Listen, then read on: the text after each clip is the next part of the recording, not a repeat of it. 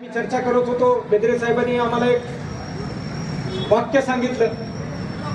त्यांनी जे सांगितलं ते खरंच आहे की कधीही कुठल्याही गोष्टीचा सूर्य जेव्हा उगवतो तो सूर्य पूर्वेकडून उगवतो.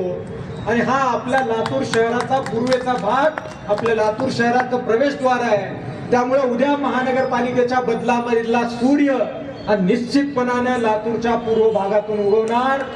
पण राष्ट्रवादी काँग्रेस पार्टी फक्त शहरातल्या पूर्व भागापुरती मर्यादित राहणार नाही, तर पश्चिम भागातही दणदणीत विजय मिळेल, उत्तर भागातही दणदणीत मिळेल आणि दक्षिण भागात सुद्धा दणदणीत विजय मिळेल.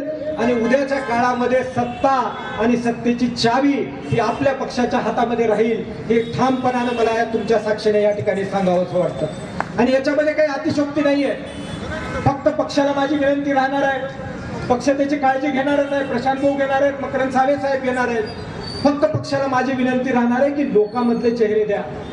जनतेमध्ये ज्याचं काम आहे, जनतेमध्ये ज्याची पत आहे, जनतेसाठी ज्याला काम करायचं आहे, अशांना तिकीट द्या.